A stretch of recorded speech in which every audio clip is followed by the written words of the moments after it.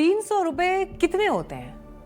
आज शायद किसी रेस्टोरेंट में आपकी कॉफी और स्नैक्स का बिल भी इससे ज्यादा आ जाए, लेकिन सोचिए, सिर्फ 300 रुपए की रिश्वत का एक मामला कोर्ट में 49 साल तक जिंदा रहा। 49 ईयर्स।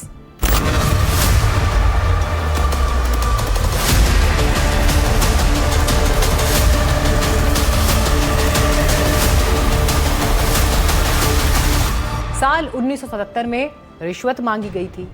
1985 में ट्रायल कोर्ट ने दोषी मानकर सजा सुनाई और साल 2026 में जाकर इलाहाबाद हाई कोर्ट ने उस सजा को बरकरार रखा। यानी रिश्वत के एक मामले ने आधी सदी का सफर तय कर लिया। अब समझिए मामला क्या था, हुआ क्या था। यूपी के जालौन के रहने वाले लेखपाल महेश चंद 1977 में कानपुर में 300 रुपए की रिश्वत लेते हुए रंगे हाथ पकड़े गए। कानपुर ट्रायल कोर्ट ने लेखपाल को रिश्वत लेने के मामले में दोषी ठहराया। ट्रायल कोर्ट ने आरोपी को 1 साल के कठोर कारावास की सजा सुनाई। ट्रायल कोर्ट के फैसले को आरोपी लेखपाल ने 1985 में इलाहाबाद हाई कोर्ट में चुनौती दी। आरोपी लेखपाल की अपील इलाहाबाद हाई कोर्ट ने 41 साल तक वहां लंबित रही। अब जाकर हाई कोर्ट ने निचली अदालत के फैसले को बरकरार रखते हुए आरोपी को 4 हफ्ते में सरेंडर करने और बाकी सजा काटने को कहा है। अब सवाल यह नहीं कि लेखपाल दोषी था या नहीं, कोर्ट ने इस पर अपना फैसला दे दिया है। सवाल यह है कि क्या न्याय का समय भी न्याय का हिस्सा नहीं होता? 49 साल कितना ज्यादा समय होता है और इस बीच क्या क्या नहीं बदल गया।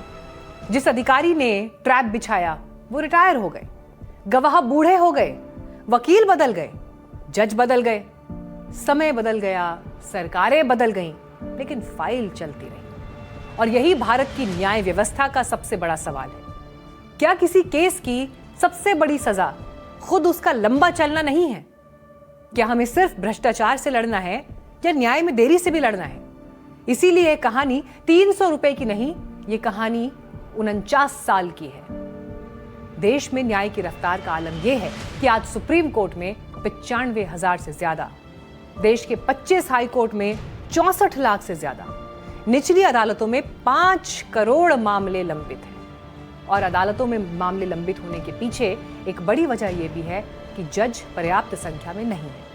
देश में प्रति 10 लाख आबादी पर सिर्फ 22 जज हैं, जबकि लॉ कमीशन ऑफ इंडिया की सिफारिश है कि प्रति 10 लाख आबादी पर कम से कम 50 जज होने चाहिए। इस मामले में इलाहाबाद हाईकोर्ट ने अपने फैसले में यह साफ संदेश दिया कि भ्रष्टाचार का अपराध समय के साथ खत्म नहीं हो जाता।